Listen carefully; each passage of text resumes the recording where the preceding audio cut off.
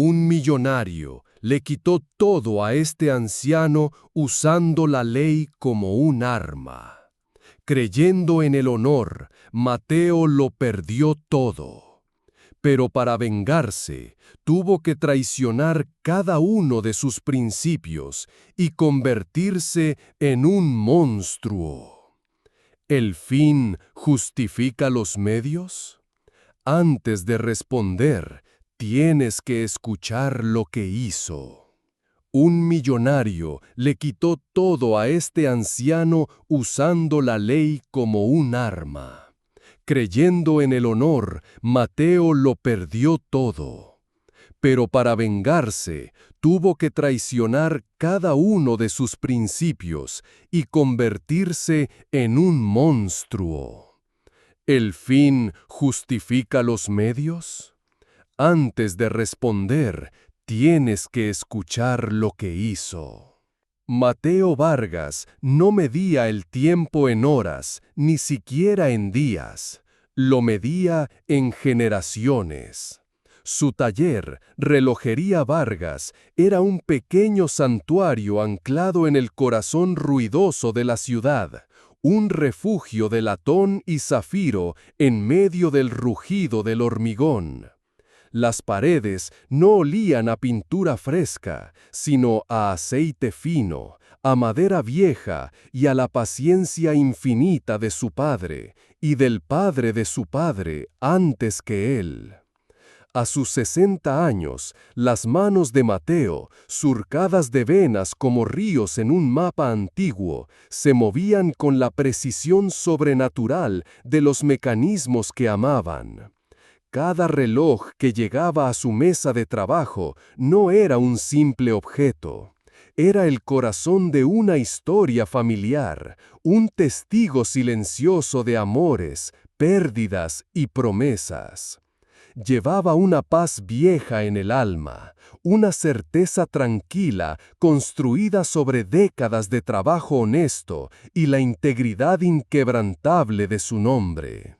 Se sentía como el guardián de un pequeño universo ordenado, donde cada tic y cada tac reafirmaban que el mundo todavía tenía sentido. Pero esa mañana sintió como si el autor de su destino hubiera girado la página bruscamente, sin advertencia. Una sombra diferente, larga y afilada, se proyectó sobre su puerta. No era la silueta familiar de un cliente con una herencia que salvar, sino la de un futuro sinuoso y frío. Un hombre de traje impecable, cortado con una precisión que olía a dinero y poder, entró en la tienda. Su sonrisa era perfecta, pero no llegaba a sus ojos. Estos eran 2 esquirlas de hielo que recorrían el taller con un aire de desdén apenas disimulado. Sin una palabra, el hombre le entregó una tarjeta gruesa y satinada. Constructora Altamirano, leía Mateo, y debajo un nombre que resonaba en la ciudad como un trueno de poder y ambición. Ricardo Altamirano, presidente. El hombre, que se presentó como el brazo derecho del magnate, explicó la situación con una cortesía vacía. El edificio entero, un vestigio del pasado, sería demolido. En su lugar se alzaría una torre de cristal y acero, un monumento al progreso, un faro de la nueva era. Le ofrecieron una suma que para ellos era sin duda generosa. Un cheque con varios ceros que podría asegurarle una jubilación cómoda en cualquier otro lugar. Pero para Mateo, esa oferta no era dinero. Era un insulto profundo a la memoria de su familia, una bofetada al legado que había jurado proteger. Miró al hombre, luego a la tarjeta y después al corazón de su taller, donde el tiempo de tantas familias seguía latiendo al unísono. sintió una punzada fría en el pecho, un dolor agudo y premonitorio.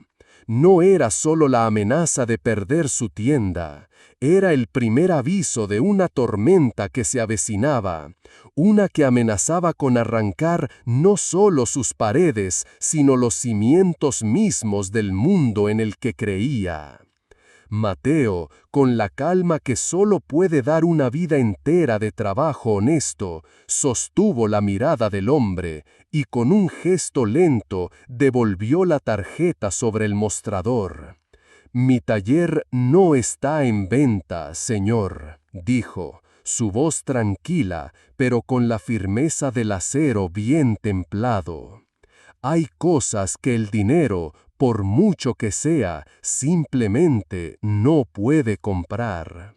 El hombre del traje, un emisario llamado Morales, apenas parpadeó. Era como si las palabras de Mateo fueran un idioma extraño que no entendía, o peor aún, que se negaba a reconocer. Su sonrisa, antes una máscara de cortesía, se tensó visiblemente en los bordes. «Don Mateo, sea razonable», respondió, y en el tono ya no había súplica, sino una impaciencia afilada. «El progreso no espera a nadie, y el señor Altamirano es un hombre que siempre consigue lo que quiere».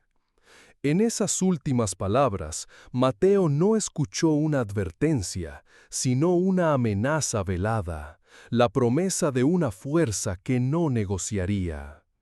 Durante las semanas siguientes, esa promesa se materializó con una crueldad metódica. La presión se intensificó como una soga que se aprieta lentamente. Empezó a recibir notificaciones legales, documentos gruesos con un lenguaje enrevesado y hostil, diseñado no para comunicar, sino para confundir, intimidar y asustar. De repente, su pequeño taller se convirtió en el objetivo de una campaña de acoso. Inspectores municipales, con rostros severos y ojos esquivos, aparecían sin previo aviso. Buscaban violaciones de códigos de seguridad inexistentes, midiendo y fotografiando con una seriedad que delataba sus verdaderas intenciones. La paz de su taller, antes un refugio seguro, comenzó a resquebrajarse.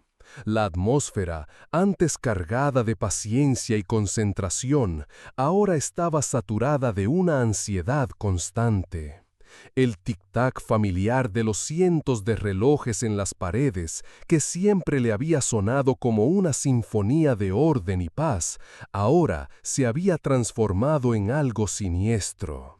Ya no era el latido del tiempo, sino una cuenta atrás implacable hacia un final desconocido. Mateo sentía que el mundo que conocía, un mundo regido por la lógica, el honor y el trabajo bien hecho, estaba siendo invadido por una fuerza bruta y sin escrúpulos. Era la calma tensa antes del derrumbe, un silencio pesado que precede a la tormenta. Y en su interior, un nudo comenzaba a formarse en su garganta, un nudo hecho de rabia, miedo e impotencia, uno que no sabía cómo sacar. Porque en esta historia, él era el protagonista que se aferraba a la dignidad, sin saber aún que, en el mundo real, a veces la dignidad no es un escudo, sino el blanco perfecto para los que no tienen ninguna. Pronto, la estrategia de constructor Altamirano se reveló en toda su gélida crueldad. Comprendieron que no necesitaban comprar a Mateo si podían simplemente ahogarlo. Una demanda cayó sobre su mesa de trabajo, un documento frío y pesado que se sentía como una lápida. Alegaban incumplimiento estructural grave y citando peritajes de ingenieros fantasma, declaraban la propiedad un riesgo inminente para la seguridad pública. Era una mentira fabricada con la precisión de un cirujano, un arma legal empuñada por un ejército de abogados caros con sonrisas de depredador. Mateo, con los ahorros de toda una vida, contrató a un defensor público, un joven abogado llamado David Reyes, un idealista con buenas intenciones, pero completamente superado por la maquinaria legal de Altamirano. Era un pez pequeño nadando contra una flota de tiburones. En la corte, el aire era denso y frío, casi respirable. El silencio no era de respeto, sino de opresión. Ricardo Altamirano estaba allí, en la primera fila. No parecía preocupado ni interesado. Observaba la escena desde la distancia con un aire de superioridad aburrida, como un emperador romano viendo un juego de gladiadores cuyo resultado ya había sido decidido de antemano. Era un mero espectador de su propio poder aplastante. Los abogados de la constructora, con una coreografía perfecta, presentaron un torrente de pruebas falsas. Peritajes fraudulentos, testimonios de vecinos preocupados que Mateo nunca había visto en su vida, y un discurso legal que pintó a Mateo no como un artesano defendiendo su legado, sino como un anciano negligente, terco y irresponsable que ponía en peligro a toda la comunidad. Lo despojaron de su historia, de su honor, y lo convirtieron en una caricatura. Mateo intentó hablar, se puso de pie, con las manos temblando ligeramente, y trató de defender no solo su taller, sino el legado de 3 generaciones. Sus palabras, cargadas de una honestidad casi dolorosa, se perdieron en el eco helado y hostil de la sala. Nadie escuchaba. El juez, un hombre con una mirada ausente y fatigada, como si llevara el peso del mundo en los hombros, apenas levantó la vista de sus papeles. Sin emoción, sin un atisbo de duda, dictó la sentencia con una voz monótona.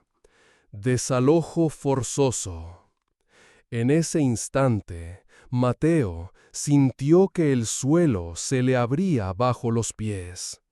Fue una sensación física, devastadora. La ley, el pilar en el que había confiado ciegamente toda su vida, la estructura que creía que protegía al débil del fuerte, se reveló como una farsa. No era una balanza que pesaba la justicia, era un mazo, un simple y brutal mazo en manos de los poderosos. El día del desalojo fue un espectáculo cruel, una obra de teatro grotesca montada en la acera para el consumo público. 2 oficiales de justicia, con rostros inexpresivos, y varios hombres con chalecos de la constructora llegaron a su puerta. No había delicadeza ni respeto, solo prisa, eficiencia y un desdén palpable. Comenzaron a sacar las vitrinas de roble, las delicadas herramientas de su abuelo, las pequeñas cajas de madera con relojes a medio reparar, y las arrojaron a la acera como si fueran basura, como si fueran los despojos de una vida sin valor. El clímax de la crueldad llegó con un sonido que partió el aire. Un reloj de bolsillo del siglo XIX, una reliquia familiar que Mateo estaba restaurando con un amor casi sagrado, cayó de una de las cajas. Su cristal se hizo añicos contra el cemento. El sonido del cristal roto, pequeño y agudo, resonó en el alma de Mateo más fuerte que un trueno. Sintió como si algo dentro de él se hubiera quebrado para siempre. Los vecinos miraban desde sus ventanas y puertas, algunos con una lástima silenciosa y avergonzada, Otros, con la curiosidad morbosa de quien observa una tragedia ajena, un drama gratuito para romper la monotonía del día. Morales, el emisario de Altamirano, supervisaba todo con una sonrisa de satisfacción mal disimulada. Era el director de orquesta de aquella sinfonía de destrucción. Se acercó a Mateo, que estaba de pie en la acera, paralizado, con la mirada perdida en los restos de su vida esparcidos por el suelo. No podía moverse, su cuerpo pesaba como el plomo. Morales se inclinó y con un veneno dulce en la voz le susurró para que solo él pudiera oír. «¿Ve, don Mateo? Le dijimos que el progreso no espera. A veces, para construir algo nuevo, hay que limpiar la basura vieja». Las palabras rebotaron en el silencio de Mateo como latigazos. Sintió la sangre hirviendo en sus venas, una rabia impotente y pura que le quemaba por dentro. Pero, milagrosamente, mantuvo su postura. Se enderezó, levantó la barbilla y miró a Morales, no con odio, sino con una calma helada que descolocó al emisario. En ese momento, despojado de todo, Mateo se dio cuenta de que lo único que le quedaba, lo único que no podían arrancarle, era su dignidad. Era un escudo frágil, casi invisible, contra un mundo que se desmoronaba a su alrededor. Se aferró a ella con la fuerza de un náufrago, porque incluso en las ruinas, un hombre debe saber quién es. En los días que siguieron al desalojo, Mateo descubrió la lección más amarga y solitaria de su vida. Su dignidad, ese pilar sobre el que había construido toda su existencia, no valía absolutamente nada en el mercado del mundo real. Se aferró a ella como un náufrago se aferra a una tabla en medio de un océano furioso, pero la marea implacable de la realidad lo golpeaba una y otra vez, hundiéndolo en la desesperación. Con una caligrafía temblorosa pero elegante, escribió cartas a los principales periódicos de la ciudad, narrando su historia con una honestidad desgarradora. Ninguna fue publicada. Sus palabras, tan llenas de verdad, se perdieron en el silencio de las redacciones, ahogadas por el ruido de noticias más importantes o, quizás, por el miedo a ofender a un hombre tan poderoso como Altamirano. Buscó ayuda en organizaciones de derechos civiles, en esos lugares que prometen ser la voz de los sin voz. Encontró compasión, rostros amables que escuchaban su historia con genuina tristeza. Pero su caso era uno más en una pila interminable de injusticias, una gota de agua en un océano de dolor. Todos le daban la misma respuesta, una mezcla de lástima e impotencia. Lo sentimos mucho, don Mateo, pero el señor Altamirano tiene a los mejores abogados del país. Ganó en la corte. Legalmente no hay nada que podamos hacer. Su estoicismo, su creencia casi religiosa de que la virtud era su propia recompensa, se convirtió lentamente en una jaula de desesperación. La gente que lo conocía de toda la vida ahora lo miraba con una mezcla de pena y reproche.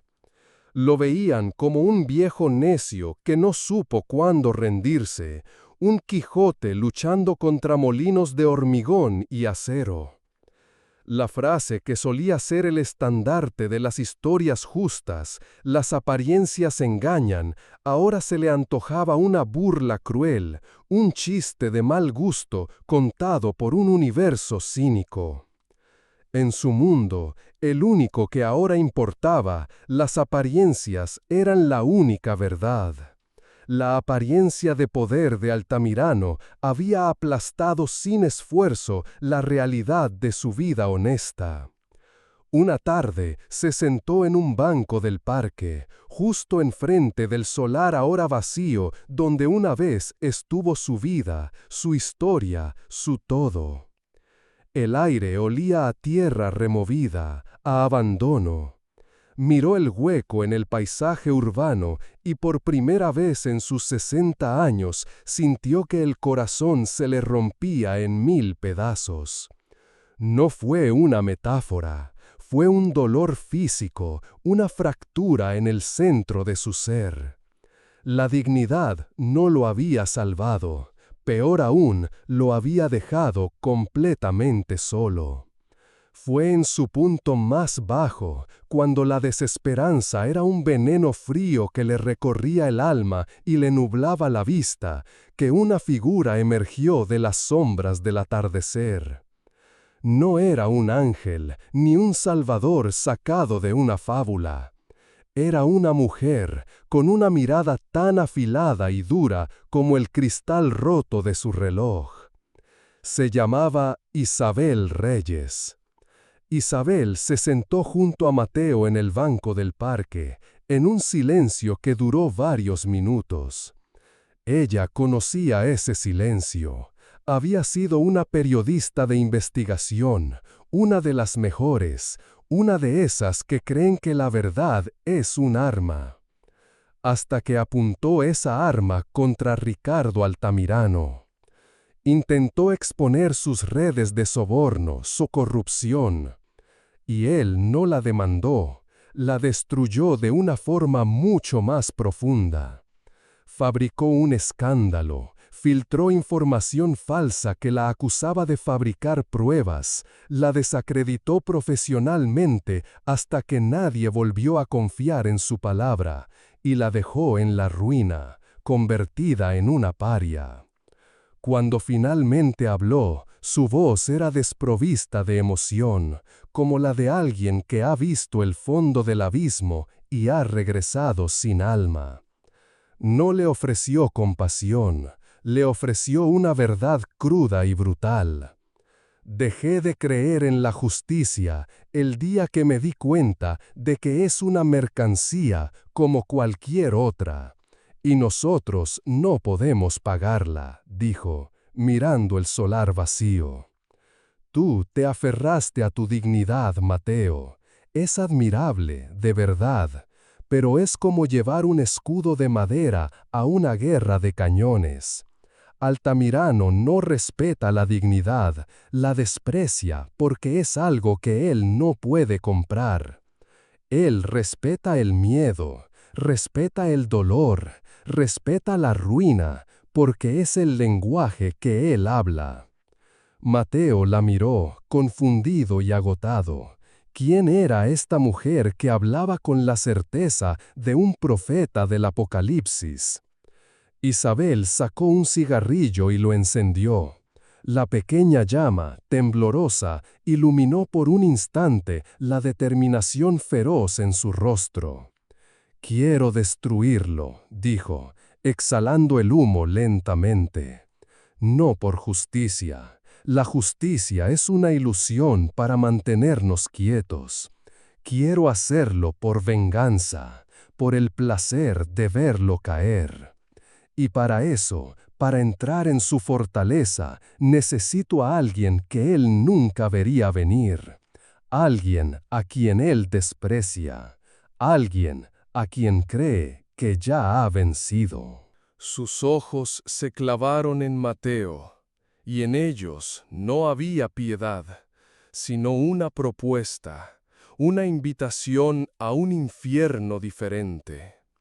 La propuesta de Isabel era un pacto con el diablo, una invitación a bailar al borde del abismo.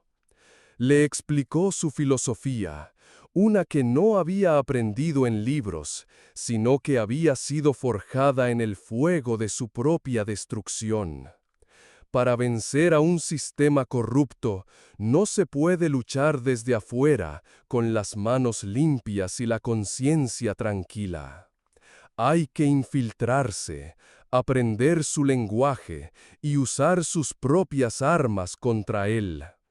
Él usa la mentira, la información y la avaricia como su trinidad impía, le dijo Isabel, con una calma que helaba la sangre.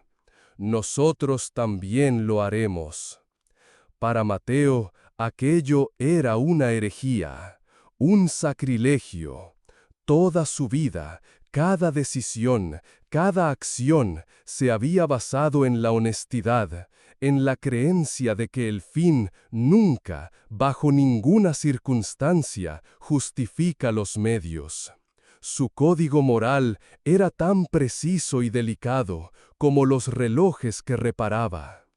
¿Quiere que me convierta en él?, preguntó, y su propia voz le sonó extraña, temblando con una repulsión profunda. Isabel soltó una risa amarga, un sonido seco y sin alegría. No, Mateo, quiero que sobrevivas. Tu mundo de honor y respeto ya no existe. Altamirano lo demolió junto con tu taller. Ahora tienes que decidir si te quedas llorando sobre los escombros como un buen perdedor o si aprendes a construir un arma con ellos. La duda empezó a envenenarle el alma a Mateo. Fue un proceso lento y tortuoso. Caminaba por la ciudad sin rumbo, como un león enjaulado, el conflicto rugiendo en su interior con una furia que no conocía. Cerraba los ojos y veía una y otra vez la misma secuencia de imágenes. La sonrisa burlona de Morales, la mirada vacía del juez, los fragmentos de su vida esparcidos por la acera como si fueran nada. Y en esa oscuridad, la verdad brutal de las palabras de Isabel comenzó a brillar. Se dio cuenta de que su dignidad no había inspirado respeto, había invitado al desprecio. Su integridad no había sido un escudo, sino una debilidad que ellos habían explotado con placer. Esa noche, bajo la luz pálida de una farola, sintiendo el peso de años enteros de mentiras ajenas cayéndole de golpe sobre los hombros, tomó una decisión. Cruzó un umbral invisible dentro de sí mismo. Buscó a Isabel en el pequeño y oscuro café donde le había dicho que podría encontrarla. Se sentó frente a ella, y el hombre que habló ya no era el mismo relojero de antes. Era una versión más dura, más fría, una versión con los bordes afilados por el dolor. «Dígame qué tengo que hacer», dijo, y en el eco de su propia voz escuchó a un hombre que ya no reconocía. Un hombre dispuesto a romper todas sus reglas para encontrar un nuevo tipo de justicia. Isabel se convirtió en su mentora, pero no le enseñó a reparar los delicados mecanismos de un reloj, sino a desmantelar las complejas maquinarias de las vidas de otros. Su base de operaciones era un apartamento anónimo y polvoriento en un barrio olvidado de la ciudad. Las paredes no estaban decoradas con cuadros, sino cubiertas de mapas, fotos de rostros desconocidos y diagramas de flujo que conectaban a Ricardo Altamirano con un nido de corrupción política y financiera. La primera lección fue la más difícil. La vigilancia. Mateo, un hombre que había vivido toda su vida a la luz del día, bajo la mirada directa de sus clientes y vecinos, aprendió a moverse en las sombras, a ser invisible. Se sentaba durante horas en la esquina de un café de lujo, fingiendo leer un periódico, mientras seguía a los lugartenientes de Altamirano. Escuchaba fragmentos de sus conversaciones, memorizaba matrículas y horarios. Cada noche volvía a casa sintiéndose sucio, un intruso, un ladrón de secretos. Pero Isabel era implacable. La información es la moneda de su reino, le repetía, su voz dura como una piedra. Y nosotros vamos a saquearlo hasta dejarlo en bancarrota. La segunda lección fue la tecnología. Isabel, una experta en el lado oscuro del mundo digital, le enseñó a usar dispositivos de escucha, a clonar teléfonos móviles, a buscar vulnerabilidades en redes informáticas. Las manos de Mateo, acostumbradas a la delicadeza de los engranajes y los muelles, ahora manejaban microchips y cables con un propósito oscuro y destructivo. Cada pieza de información que obtenían era una pequeña victoria, pero una victoria que lo carcomía por dentro. Estaba traicionando cada uno de los principios que había defendido con tanto orgullo. Una noche, mientras escuchaba una llamada intervenida, oyó la voz de Morales, el emisario de Altamirano. Se jactaba ante un interlocutor desconocido, riéndose de cómo habían arruinado a ese viejo relojero terco. Creyó que su honor era un escudo, decía Morales entre carcajadas. ¡Pobre diablo! Al escuchar esas palabras, Mateo sintió un escalofrío que le recorrió la espalda. Pero ya no era la rabia impotente y caliente de antes, era algo más frío, más afilado, más peligroso. Era la sensación de estar forjando, pieza por pieza, la llave perfecta para abrir la cerradura de su infierno personal. Y estaba dispuesto a girarla, sin importar lo que encontrara al otro lado. El avance, cuando llegó, no provino de un error de Altamirano, ni de un golpe de suerte. Llegó de una fuente inesperada y mucho más peligrosa, una debilidad.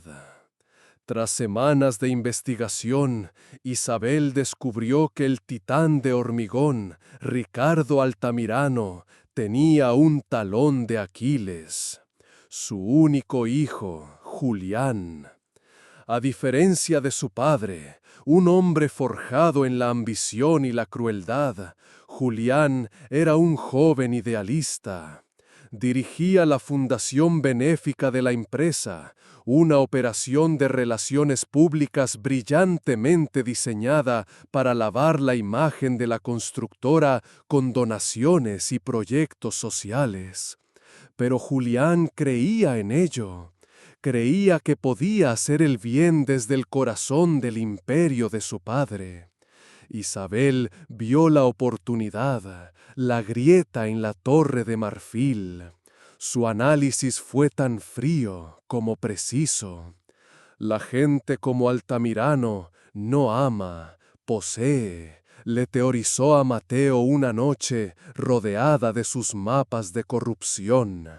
Pero su hijo es su posesión más preciada, su único y frágil vínculo con la idea de un legado, de la inmortalidad. El plan que trazó era diabólico en su simplicidad y profundamente cruel. Quería usar a Mateo para acercarse a Julián. Mateo, con su aire de abuelo sabio, su historia de víctima y su dignidad herida, era el cebo perfecto. Con el alma encogida, Mateo aceptó. Se presentó en un evento benéfico de la fundación, vestido con sus ropas más humildes. Consiguió hablar con Julián y le contó una versión cuidadosamente editada de su historia, presentándose como una víctima anónima de un sistema impersonal. Julián, que había vivido toda su vida en una burbuja de privilegio, quedó horrorizado. Vio en los ojos de Mateo la integridad y la decencia que en secreto tanto echaba de menos en su propio padre. Le prometió que investigaría personalmente. Cuando Ricardo Altamirano se enteró, se enfureció. Vio el peligro de inmediato. Le prohibió a Julián volver a ver a ese viejo manipulador. Pero ya era tarde. La semilla de la duda, el veneno más potente de todos, ya había sido plantada en el corazón del joven. Por primera vez en décadas, el control absoluto de Altamirano mostraba una pequeña pero profunda grieta.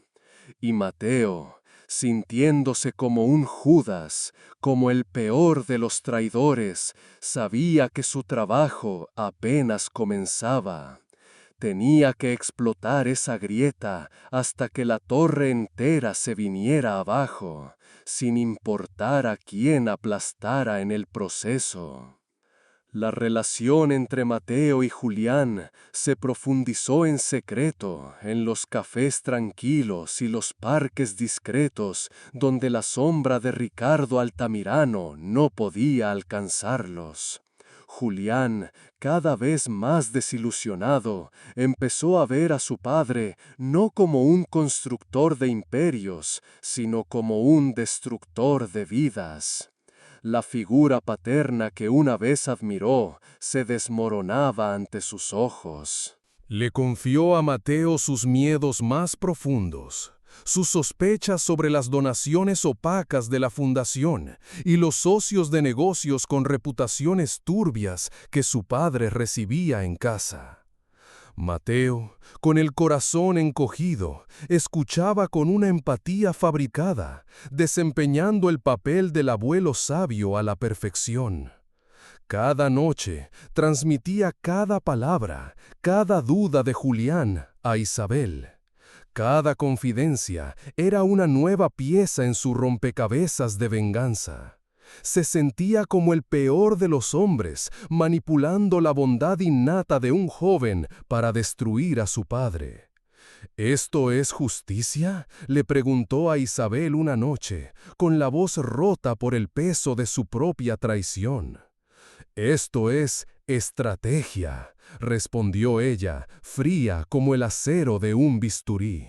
«La justicia es un cuento de hadas que nos cuentan para que nos quedemos quietos.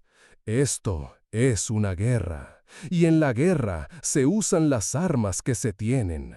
El punto de inflexión, el momento que lo cambiaría todo, llegó de forma inesperada». Julián, atormentado por las dudas, forzó la caja fuerte de la oficina de su padre. Allí, oculto bajo fajos de contratos, encontró un libro de contabilidad. No era oficial, era un registro detallado, escrito a mano, de años de sobornos a políticos, inspectores y jueces. Cada nombre, cada fecha, cada cantidad, era el mapa del alma corrupta de su padre. Aterrado, con las manos temblando, corrió a buscar a Mateo. Le mostró las pruebas, buscando su guía, su consuelo, la confirmación de un hombre bueno, de que el mundo todavía tenía sentido. Y Mateo, con el alma hecha pedazos, hizo lo que tenía que hacer. Mientras consolaba al joven devastado con una mano, diciéndole que todo estaría bien, con la otra, con una frialdad que nunca supo que poseía, fotografiaba cada página del libro con la cámara de su teléfono. Cada clic de la cámara era un clavo más en el ataúd de Ricardo Altamirano, y un paso más hacia sí mismo. Había ganado, tenía el arma definitiva, pero en el fondo sabía que la batalla más difícil apenas empezaba. La batalla contra el hombre que veía reflejado en la pantalla oscura de su teléfono.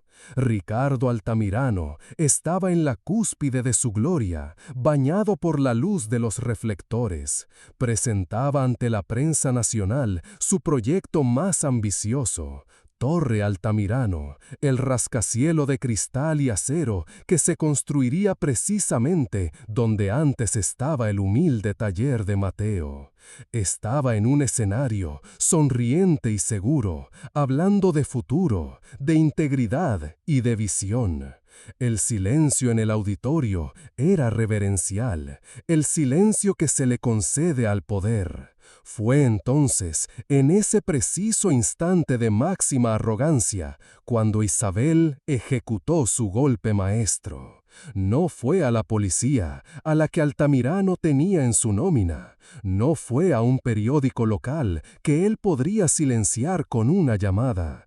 Isabel, desde su anónimo apartamento, envió las fotografías del libro de contabilidad simultáneamente a una docena de blogs de finanzas internacionales, a agencias de noticias extranjeras en Nueva York y Londres, y a un grupo de activistas anticorrupción conocidos por su ferocidad digital. La información explotó en línea. No fue una fuga, fue una detonación. Se propagó sin filtros, sin intermediarios, sin que la red de contactos de Altamirano pudiera hacer nada para detenerla. Era un virus digital que se replicaba a la velocidad de la luz. En medio de su elocuente discurso sobre la ética empresarial, los teléfonos de los periodistas en la sala comenzaron a sonar y a vibrar, uno tras otro, creando un zumbido creciente que rompió el silencio reverencial. Un murmullo confuso recorrió el lugar. Un reportero de una agencia internacional, con el rostro pálido por la sorpresa, se puso de pie y con voz temblorosa pero clara le preguntó a Altamirano por una transferencia específica a la cuenta de un juez de la Corte Suprema. La sonrisa de Ricardo Altamirano se congeló. Su rostro, antes un monolito de arrogancia y control, se transformó en una máscara de pánico puro. El color abandonó sus mejillas. Abrió la boca para responder, pero no emitió sonido alguno. El emperador, de repente, estaba desnudo. En cuestión de minutos, su imperio, construido sobre cimientos de mentiras y sobornos, comenzó a desmoronarse en vivo y en directo para todo el mundo. No hubo un héroe enmascarado revelando su identidad. No hubo un discurso de justicia. Solo la cruda, anónima e imparable verdad de la información, liberada como una plaga. La torre de marfil se venía abajo, no por una explosión, sino carcomida desde dentro por sus propios secretos. La caída de Ricardo Altamirano no fue una demolición, fue una implosión. Fue total y absoluta. Sus socios, como ratas en un barco que se hunde, lo abandonaron de la noche a la mañana. Sus cuentas bancarias, antes pozos sin fondo, fueron congeladas. Y una investigación federal, largamente postergada por sus influencias, lo sepultó bajo una luz de cargos que garantizaban que pasaría el resto de sus días en una celda. Su imagen, su reputación, su nombre, todo se hizo polvo, cenizas arrastradas por el viento del escándalo. Julián, devastado por la doble traición de su padre, cuyo monstruo interior finalmente había visto, y de Mateo, el hombre en quien había confiado, se alejó de todo. Desapareció del mapa, buscando reconstruir su vida lejos de las ruinas humeantes del apellido Altamirano. La victoria de Mateo e Isabel era innegable, un jaque mate perfecto, pero no hubo celebración, no hubo botellas de champán ni abrazos triunfales. El silencio en el pequeño apartamento de Isabel era espeso, pesado, cargado de una victoria con sabor a ceniza. Habían ganado, sí, pero ¿a qué precio? Mateo se miró las manos. Ya no eran las manos de un artesano que creaba belleza y orden a partir del caos.